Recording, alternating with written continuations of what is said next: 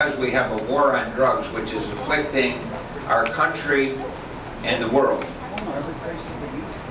As a cautionary word, I am not in favor of drug use. I'm not in favor of drug abuse. I have never used an illicit substance. I confess I drank alcohol before the lawful age at the time, but I'm even more opposed to the war on drugs, because the war on drugs accomplishes that which it was designed to prevent.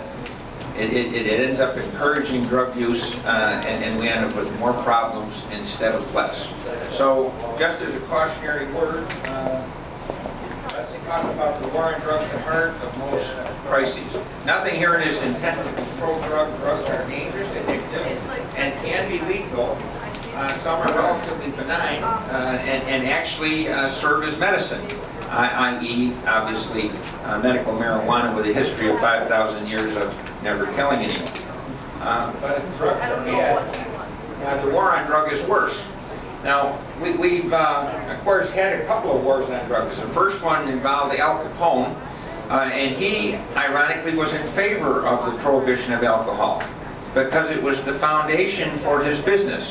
Without the prohibition in place, he wouldn't have been able to make $2 billion a year in today's money at the height of his prohibition empire.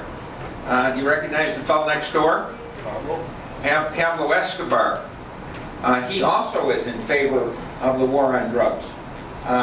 It's a different kind of drugs, but really it's a replication of the same thing that we tried back in the 1920s that didn't work. The trouble with the drug war is it doesn't work, as exhibited by here is a cocaine snow fort in Chicago with the superintendent of police standing behind it.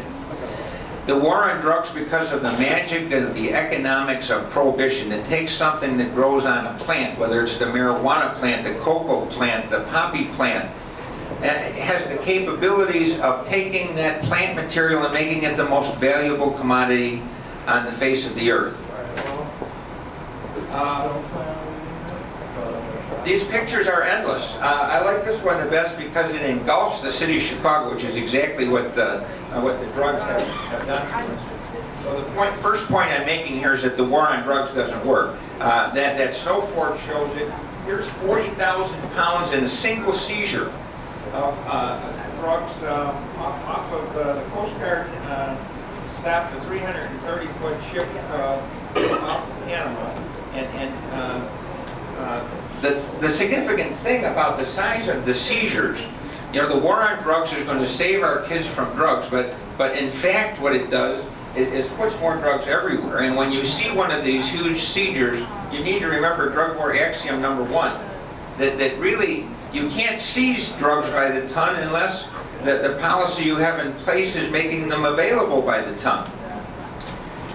In Mexico this past November, they seized some 50 tons, the drug tunnels between San Diego and Tijuana. In Chicago in November this last year, 11 tons in one seizure. Then the 2011 National Drug Threat Assessment for the United States, which was issued by the Department of Justice, says that Mexico in 2008, the most recent year available, produced 21,300 tons of marijuana. So when you see that there's a successful seizure of a few hundred plants or a few thousand plants or a few tons of marijuana, absolutely insignificant in the grand scale of things. Now here's a 75-ton drug war seizure. Seized by we seize the drugs by the ton, but we prosecute them by the gram. Anyone with an ounce of sense wouldn't have to give that a whole lot of thought to recognize that we're not getting anywhere. A gram is these little sucrete things that you put the sweetener in the coffee. That's a gram. You heard a speaker a little while ago talk about $10 a gram, and he's selling it for a bargain price of $5 a gram. It's preposterous. Here's a massive drug bust, $1.5 billion in heroin. This is July 2010. Chicago is #1 in the nation in heroin overdose drug deaths. I have a high school son who is a junior, and he attends a school near our home, obviously. He comes home, I picked him up yesterday, and he says that despite the, they call them a drug raid, a soft lockdown, where they come in with the police and the drug dogs and they search the lockers and so forth. That was about 3 weeks ago, and he didn't hear anything more about it. But then yesterday he tells me that a bunch of kids, they're getting all the teachers together to tell them that the kids in this high school, one of the better schools in Illinois, kids are using heroin. Because of this wonderful war on drugs, we've got kids who are, it's easier to get hard drugs, heroin, than it is to go out and buy a six-pack or cigarettes, because when you go to buy those things, they try to card you. They want to know how old you are. But when you prohibit a drug, you basically surrender control of the regulation, what kind of a drug it is, where it'll be sold, how old you have to be to sell it, how old to buy it, how strong can it be, what do you cut it with. All those rules are delegated to drug gangs and drug cartels. So in my son's school, we got kids using heroin. Chicago is #1 in the nation in heroin overdose deaths.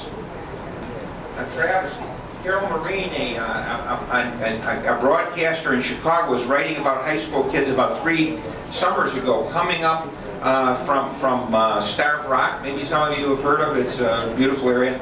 And high school kids coming up buying their heroin on the west side of Chicago. When I was a drug prosecutor in Chicago in the early 70s, the best heroin you could buy was 2% pure.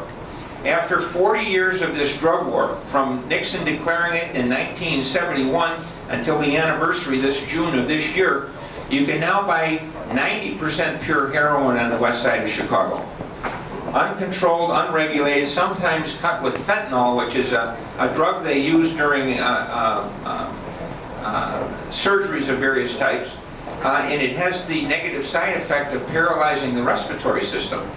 So why do the drug dealers put the fentanyl into the heroin? And the answer is because it accentuates the high. But the risk is that the person may stop breathing. So they had about 100 or 200, I can't remember, 100 or 200 people that died in this surge of fentanyl-laced heroin in Chicago. But here, Exhibit F, on showing that this war on drugs doesn't succeed. Here they seized huge amounts, 5,525 pounds. Again, this is a Chicago case. But they were going to burn the pot. And the Chicago Sun-Times, for the first time, came out and said, you know, this really is nonsensical. We've got a drug policy in place that produces all of these drugs by the ton, that we prosecute by the gram, and now that we have a successful seizure of pot that could be used to treat people who are sick and ill, and what are we going to do instead? We're going to torch it. The Cook County Sheriff has a press conference, stacks up all this stuff, so look at our great seizure, and they're going to burn it. Well, what this does, if we were the drug cartel bosses and they had seized some of our drugs by the ton, what would we want them to do with it? We would want them to destroy it, right? So that the people who want to buy these drugs, the only place they can come back to is us, the drug cartels, in our street gang outlets.